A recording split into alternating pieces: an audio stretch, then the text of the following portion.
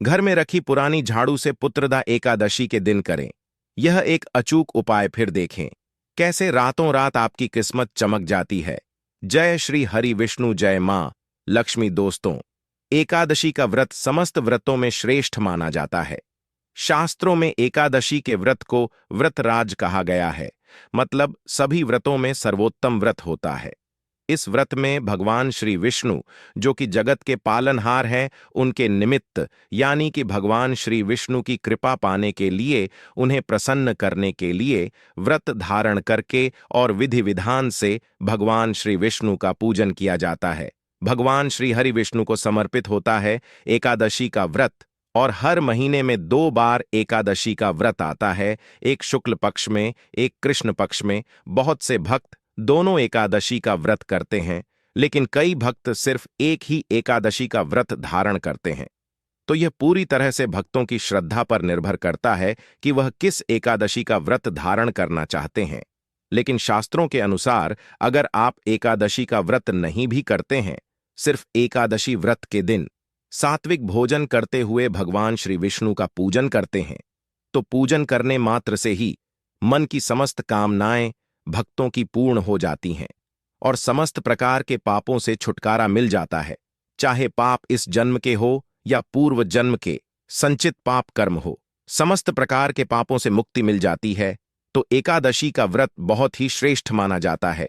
अगर आप व्रत करते हैं तब तो अत्यंत श्रेष्ठ है, लेकिन जो भक्त व्रत नहीं करते हैं, उन्हें भी आज के दिन भगवान विष्णु का पूजन अवश्य करना चाहिए। तो आज की वीडियो में हम आपसे पुत्रदा एकादशी के दिन झाड़ू से जुड़े उपाय के बारे में बात करने वाले हैं। झाड़ू से जुड़ी यह संपूर्ण जानकारी आपको आज की वीडियो में शेयर करने वाले हैं। तो आषाढ़ मास के शुक्ल पक्ष की पुत्रदा एकादशी से संबंधित संपूर्ण जानकारी आपको आज की वीडियो में शेयर करने वाले हैं।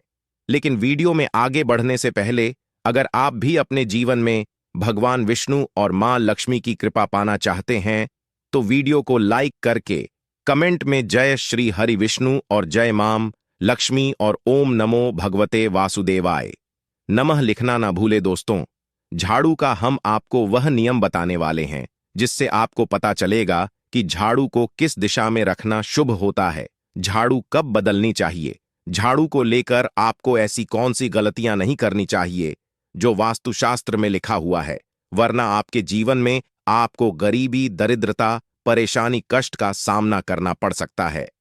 दोस्तों, एक बात ध्यान रखिएगा, झाड़ू का सीधा तात्पर्य और सीधा संबंध माता लक्ष्मी जी से होता है। किसी भी व्यक्ति ने अगर झाड़ू का सही उपाय सीख लिया और झाड़ू का सही तरीके से उपाय कर लिया, जो हमारे वास्तुशास्त्र में, धर्मशास्त्र में लिखा हुआ है, तो मान के चलिए आपको साक्षात माता लक्ष्मी जी का आशीर्वाद मिलेगा। दोस्तों, आप एक बात जान लीजिए कि हर कोई जानता है झाड़ू को कभी भी रात में नहीं लगाना चाहिए, लेकिन हमारे हिंदू शास्त्रों में कुछ लेख लिखे हुए हैं झाड़ू को लेकर कि मतलब झाड़ू लगाने के शुभ मुहूर्त कब है, झाड़ू कौन से समय पर लगानी चाहिए, जिससे आपके घर में सकारात्मक ऊर्जा आए, आपके घर की जन्म जन्मांतर की गरीबी खत्म हो जाए। दोस्तों, जैसा हमने आपको स्टार्टिंग में ही बता दिया था, झाड़ू का सीधा संबंध माता लक्ष्मी जी से होता है। कहा गया है, माता लक्ष्मी जी को झाड़ू बहुत ही ज्यादा प्रिय होती है। अगर कोई भी व्यक्ति ठीक तरीके से झाड़ू का प्रयोग कर रहा है, तो निश्चित रूप से उसको माता लक्ष्मी जी का आशीर्वाद मिलेगा। उस व्यक्ति के जीवन काल में कभी भी धन संबंधित परेशानी नहीं होगी। दोस्तों, अगर आप भी चाहते हैं कि माता लक्ष्मी जी का आशीर्वाद आप पर और आपके पूरे परिवार पर सदैव बना रहे, तो कमेंट बॉक्स में तुरंत ही लिख दें जय महालक्ष्मी।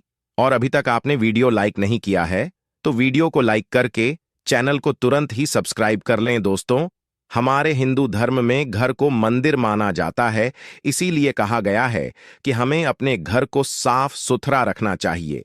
शास्त्रों में बताया गया है कि अगर हम प्रतिदिन साफ सफाई करते हैं तो हमारे घर पर माता लक्ष्मी जी वास करने आती है। अगर हमारे घर में रोज साफ सफाई हो रही है तो हमारे घर में कभी भी गरीबी, दरिद्रता, परेशानी नहीं आएगी। वहीं दूसरी तरफ अगर हमारे घर में साफ सफाई नहीं होती है, हमारा घर गंदा पड़ा रहता है, तो हमारे घर में नकारात्मक ऊर्जा का वास हो जाता है। हमारे घर में गरीबी दरिद्रता आ जाती है और वास करने लगता है, जिससे हमारे घर की बरकत रुक जाती। दोस्तों, आज एक बात आप जान लीजिए, जब भी आप रात में सोने जाते हैं तो एक बात का ध्यान रखिएगा। रात्रि के समय ही आपके घर में नकारात्मक शक्तियां, काला जादू, काली शक्तियां प्रवेश कर जाती हैं। लेकिन अगर आप लोग वास्तुशास्त्र के हिसाब से प्रतिदिन झाड़ू लगा रहे हैं और सही मुहूर्त पर लगा रहे हैं, तो कोई भी शक्ति जो आपके घर पर रात में प्रवेश की है, वह आपके घर से हमेशा के लिए चली जाएगी। दोस्तों, बहुत ध्यान दीजिएगा जो आपको हम बताने जा रहे हैं। वास्तुशास्त्र के अध्याय नंबर 71 में साफ साफ लिखा हुआ है, जब भी सूर्योदय होता है तो आपको सूर्य उदय के पहले तुरंत ही झाड़ू लगा लेना चाहिए। अगर आप सूर्योदय के बाद झाड़ू लगाते हैं तो आपके घर की जो नकारात्मक शक्तियां होती हैं, वह आपके घर से चली जाती है। आपके घर पर सकारात्मक शक्तियां का वास हो जाता है। कहने का तात्पर्य है दोस्तों कि हमारे वास्तुशास्त्र के हिसाब से जो सबसे अच्छा समय झाड़ू लगाने का होता है, वह सुबह के वक्त सूर्योदय के बाद का होता है। लेकिन किसी कारणवश हम झाड़ू नहीं लगा पाते हैं, तो दोपहर से पहले अगर आप झाड़ू लगा लेते हैं तो यह बहुत ही ज्यादा शुभ है। इससे होता यह है कि माता लक्ष्मी जी अवश्य ही आपके घर पर वास करने आती है। एक बात का ध्यान रखिएगा दोस्तों, झाड़ू को लेकर वास्तुशास्त्र धर्मशास्त्र में कुछ ऐसे नियम बताए गए हैं जिसका अगर आप पालन करते हैं तो निश्चित रूप से आपको माता लक्ष्मी जी की कृपा मिलेगी। आपके जीवन काल में किसी भी तरीके की जो परेशानियां हैं, वह अपने आप खत्म हो जाएंगी। दोस्तों, झाड़ू एक बहुत ही कॉमन सी चीज है। यह एक ऐसी चीज है जो हर घर में मिल जाती है और हर घर में इसका उपयोग होता ही होता है। लेकिन कई लोगों को और मैक्सिमम लोगों को झाड़ू के नियम पता ही नहीं है, जिसकी वजह से वह जाने अनजाने ऐसी गलतियां कर देते हैं जिसकी वजह से माता लक्ष्मी जी आपसे रुष्ट हो जाती है। आपके पास पहले पैसा आ रहा था, वह पैसा आना बंद हो गया है, तो इसका मुख्य कारण क्या हो सकता है? जरूर आपने ऐसी कोई गलती कर दी है जिसकी वजह से माता लक्ष्मी जी आपसे रुष्ट हो गई है। और उसका एक मुख्य कारण हो सकता है कि आप झाड़ू का उस तरीके से पालन नहीं करते हैं, झाड़ू का उस प्रकार से प्रयोग नहीं कर रहे हैं जिस प्रकार से वास्तुशास्त्र में लिखा हुआ है। दोस्तों, अगर आप यह वीडियो लास्ट तक अंत तक देख लेते हैं, झाड़ू के वह उपाय सीख लेते हैं जो आपको हम बताने जा रहे हैं, निश्चित रूप से आपको माता लक्ष्मी जी का आशीर्वाद मिलेगा, जिससे आपके जीवन काल में आपको धन संबंधित कभी भी कोई परेशानी नहीं होगी। आपके जीवन काल से गरीबी, दरिद्रता, परेशानी, कष्ट, दिक्कत है, वह हमेशा के लिए खत्म हो जाएंगे। दूसरी तरफ आपके घर पर धन का आगमन शुरू हो जाएगा। माता लक्ष्मी जी के आशीर्वाद से आपके लिए धन के सारे रास्ते खुल जाएंगे। आपके जीवन काल में आकस्मिक धन की आपको प्राप्ति होगी और माता लक्ष्मी जी आपके घर पर वास करने आएंगे। इसीलिए दोस्तों, इस वीडियो को लास्ट तक अंत तक बिना भगाए देखिएगा। और अभी तक आपने वीडियो को लाइक नहीं किया है, पहले जाकर के वीडियो को लाइक कर दीजिए। तो दोस्तों, कुछ चीजें जिनका आपको ध्यान रखना होगा झाड़ू को लेकर, वह हम आपको बताने जा रहे हैं। तो देखिए, बहुत पहले जो बात है, जो सबसे पहला नियम है झाड़ू को लेकर के, यह नियम है कि कभी भी घर की झाड़ू को अपनी नजरों के सामने मत आने दे। देखिए, इस बात को समझ लीजिए कि झाड़ू को घर में रखते हो, चाहे ऑफिस में रखते हो, कभी भी अपनी आंखों के सामने झाड़ू को ना आने दे, न किसी बाहरी व्यक्ति के सामने आने दे। झाड़ू को ऐसी जगह छुपा करके रखे जो आपकी आंखों के सामने ना हो। मतलब एक दो बार देखना तो ठीक है, लेकिन बार बार अगर झाड़ू पर आपकी नजर पड़ रही है तो बहुत ही अशुभ है। और कहीं कोई व्यक्ति घर का हो या बाहर का है, जो घर के बाहरी लोग हैं, वह आपके घर की झाड़ू को देखते हैं, तो यह बहुत ही अशुभ माना गया। इसलिए आपको झाड़ू को ऐसे स्थान पर रखना चाहिए जहां पर किसी की भी नजर ना पड़े। दूसरा नियम यह कहता है कि कभी भी हमें पुरानी झाड़ू का प्रयोग नहीं करना चाहिए। दोस्तों, देखा गया है कई लोग आलस में पुरानी झाड़ू का प्रयोग करते रहते हैं, उसी से साफ सफाई करते रहते हैं। वास्तुशास्त्र के हिसाब से यह बहुत ही ज्यादा अशुभ है। ऑफिस हो या घर हो, कभी भी टूटी झाड़ू का इस्तेमाल करके हमें घर की साफ सफाई नहीं करना चाहिए। इससे हमारे घर पर परेशानियां आती, दिक्कतें आती हैं। हम कोई भी कार्य शुरू करते हैं, उसमें लगातार बाधा आना शुरू हो जाता। तीसरा नियम यह कहता है कि झाड़ू कभी भी खड़ी नहीं रखनी चाहिए। यह बहुत ही ज्यादा अपशगुन होता है। ध्यान रखगा दोस्तों, झाड़ू को कभी भी खड़ी करके नहीं रखना चाहिए, झाड़ू को हमेशा लेटा करके रखना चाहिए। चौथा, शाम के वक्त कभी भी घर में झाड़ू नहीं लगानी चाहिए। अगर कोई व्यक्ति झाड़ू शाम को लगता है तो मान के चलिए उस व्यक्ति के घर में माता लक्ष्मी जी कभी वास करने नहीं आएगी, माता लक्ष्मी उससे रुष्ट हो जाएंगी। पांचवा नियम यह है दोस्तों कि झाड़ू को लेकर आपको यह ध्यान रखना होगा, झाड़ू को आप कभी भी लांघे मत, आपका का पांव कभी भी झाड़ू से न छुए। यह बहुत ही ज्यादा अशुभ है, क्योंकि हमने आपको पहले बता दिया है कि झाड़ू माता लक्ष्मी जी का प्रतीक होता है और झाड़ू को लेकर माता लक्ष्मी जी से बहुत ज्यादा तात्पर्य जोड़े जाते हैं। तो कभी भी झाड़ू से अपना पांव लांघे नहीं, झाड़ू के ऊपर से कभी भी गुजरिए मत। ये बातें आपको बहुत ज्यादा ध्यान रखनी होगी। छठा नियम यह कहता है कभी भी झाड़ू को गंदगी वाली जगह पर नहीं रखना चाहिए, मतलब ना बाथरूम के बगल में रखना चाहिए, ना शौचालय के बगल में रखना चाहिए। ऐसा अगर आप करते हैं तो निश्चित रूप से दोस्तों माता लक्ष्मी जी आपसे रुष्ट हो जाएंगी। दोस्तों अब आपको जो हम बताने जा रहे हैं इस बात का जरा विशेष करके आप ध्यान रखिएगा। झाड़ू को अगर आप धोते हैं तो स्वच्छ जल और एकदम साफ सुथरे पानी से धोए, कभी भी किसी गंदे पानी से अपनी झाड़ू को मत धोइंदा को।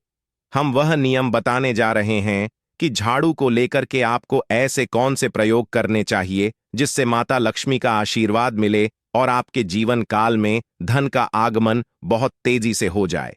हम आपको नियम बताएं उससे पहले आपसे निवेदन था दोस्त कि अभी तक आपने वीडियो को लाइक नहीं किया है, पहले जाकर के आप वीडियो को लाइक कर दें और कमेंट बॉक्स में जय मां लक्ष्मी लिखना मत भूलिए। दोस्तों अगर आप चाहते हैं कि आपके घर पर सकारात्मक शक्तियां का वास रहे, आप चाहते हैं कि आपके घर में कभी भी कोई नकारात्मक शक्ति ना रहे, तो ध्यान रखिएगा जैसे सूर्य उदय होता है तो तुरंत ही झाड़ू लगा दीजिए।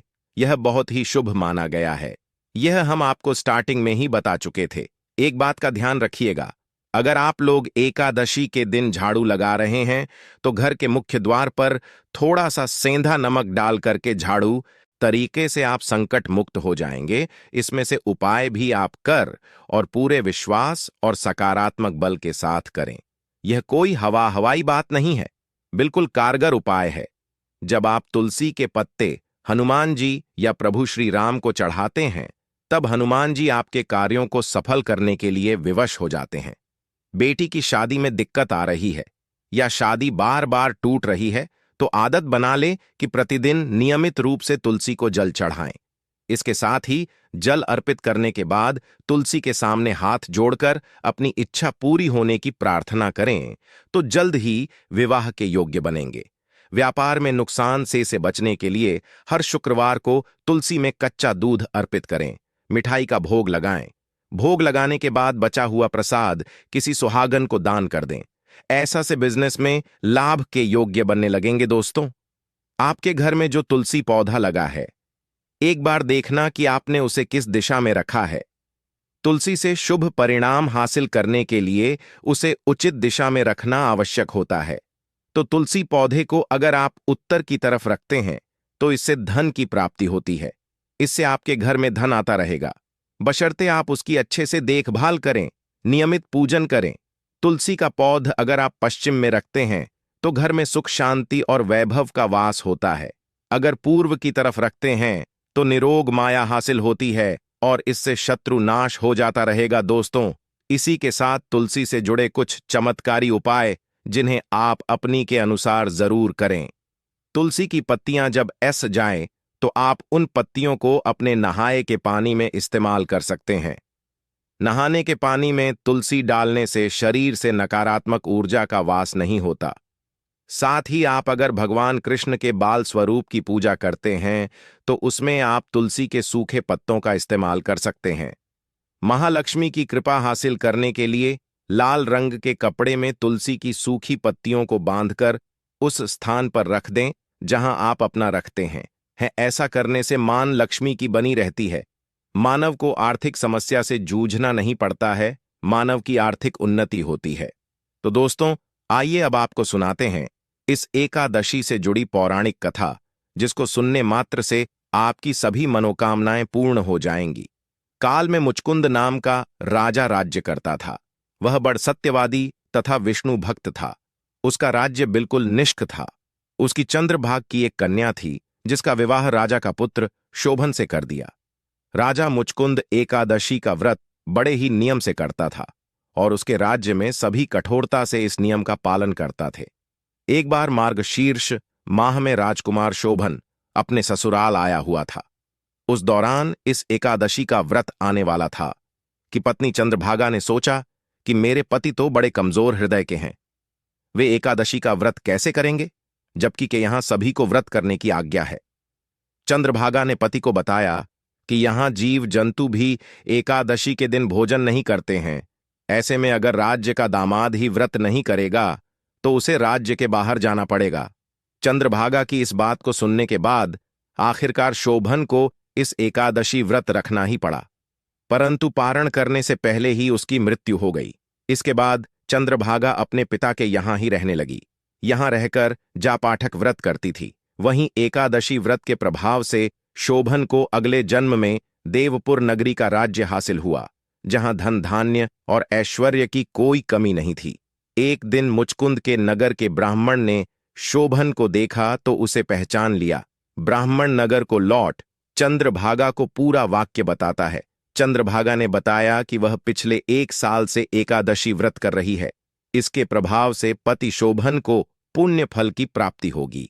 चंद्रभागा के पास जाती है और उसे का समस्त पुत्रदा पुण्य सौंप देती है। इसके बाद महालक्ष्मी की कृपा से सुख, सौभाग्य और समृद्धि में वृद्धि होती है और चंद्र शोभन साथ रहने लगते हैं।